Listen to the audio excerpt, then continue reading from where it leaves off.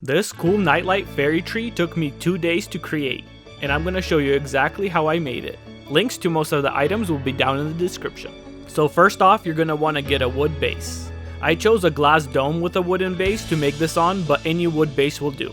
The bottom part is just the ceiling light fixture I took the glass off of. But again, anything you can fit the light source in will do.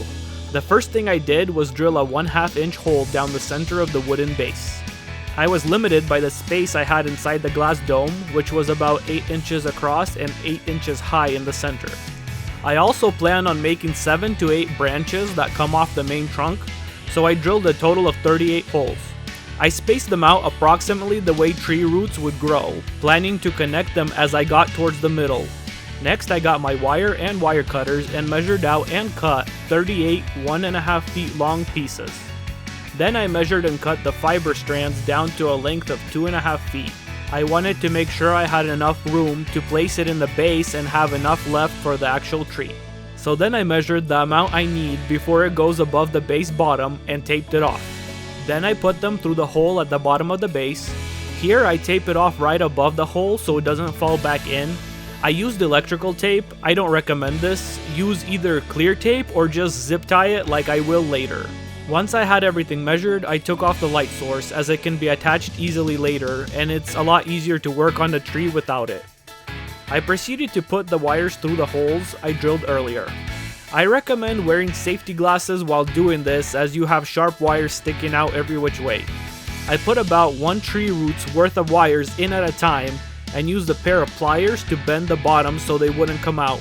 Then I started twisting the wires together as I made my way to the base of the tree, adding more and more to the root. I did this all the way around the tree base. Here you just kind of have to go with the flow, thinking about how roots look naturally. And once you get all the way around, you'll have a pretty decent looking root system, with all of it converging on where the tree trunk will be. At this point, I added 2 zip ties so I can keep the fibers out of the way as I work, and I can easily slide out the amount I need for each tree branch. And here's me taking off that electrical tape because you could see it through the wires and it looked bad. Very uncomfortable, much regret. So once I got that taken off, I started rotating the wires around the fiber strands. And excuse the camera angle, I know my hand blocks what I'm doing some of the time, but this is the best angle I could get. But anyway, you need to make the wires flow around the fiber cable. Once you have it looking like that all the way around for about 3 inches high, you can start in on the branches. The fiber light I bought came with about 150 strands of fiber cable, so I separated about 10 to 15 per branch and left the rest for the top. I just needed some of it coming out of the branches so the tree doesn't end up looking weird with all of the lights coming out from the top. So to make the branches, I started out with about 6 to 7 pieces of wire that I wove around the fiber cable. And about every centimeter, I would let one of the fiber strands down through the bottom of the wires. As I worked my way out, I would split the wires into smaller and smaller groups of wires and let more and more of the fiber optic cable hang out the bottom. And again, excuse the focus, I forgot to move the main fiber bundle after I finished showing how I was separating the fibers for the branch. But again, this is something you just kind of have to go with the flow on. I would also use the root system to hold down the fiber cables out of the way while I was working on the rest of the branch. But this did end up being a very tedious and time-consuming process. It helps to keep in mind you can let several strands of fiber cable out of one opening in the wire. Once I had everything approximately the way I wanted, I cut the fiber cable down to size. It's important that the wires point the cable down in the right direction. You can also help by bending the fiber up to 90-degree angle so it faces down. I continued doing this as I added more and more branches to the tree. Here I am extending the trunk up a little further after adding the lower branches. You want to limit the openings in the wire where you see the cable, but it's okay if it shows through. I kept measuring the size because I had a height limit. Towards the top of the tree, you can just let some of the fiber cable out of the main trunk and let it hang down. Remember to make the branches towards the top smaller than the ones below. Here, I map out the final branches right away and proceed to split the remaining fiber cable between them, making sure I left a good amount for the very top of the tree to fall over and give everything a nice willow tree look. I didn't worry about making the branches perfect because once the fiber cable was everywhere, it would be hard to notice any imperfections.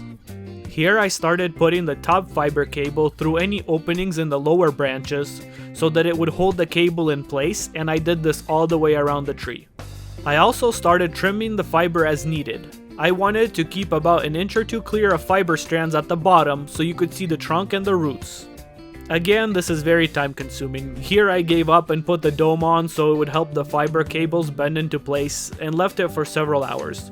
I would come back and repeat this procedure. It also helped to apply a little heat with a hair dryer. I needed to be very careful here as too much heat will warp the fiber cable so it becomes brittle and cracks. I would do this with only several strands at a time to make sure I didn't ruin everything in one go. When I was finally done with the fibers and had them all the way I wanted them, I started putting everything together.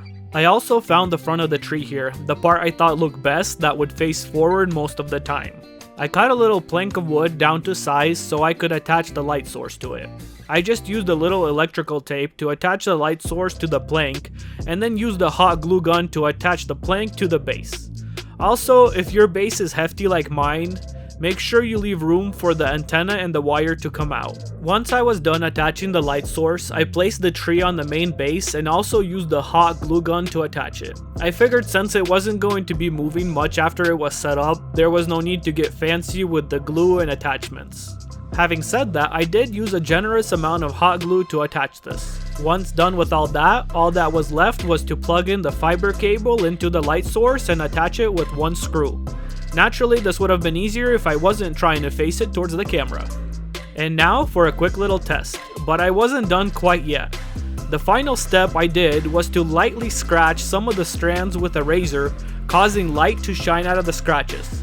This gives an illusion that there is even more lights on the tree. And here's what the final product looks like. You can switch to multiple light colors and you can use the remote or app on your phone to control it. It also has music mode where it blinks in time to the music, as well as several blink and fade modes. Now this is the way I made this. Doesn't mean it's the only way or the best way. If you make something similar, I would love to see it. My wife actually came up with this idea for a fairy tree light with tiny lights all over it, and this was just how I went about making that a reality. If you think this looks cool and you enjoyed this video, please consider leaving a like and subscribing. Thank you for watching and have a great day.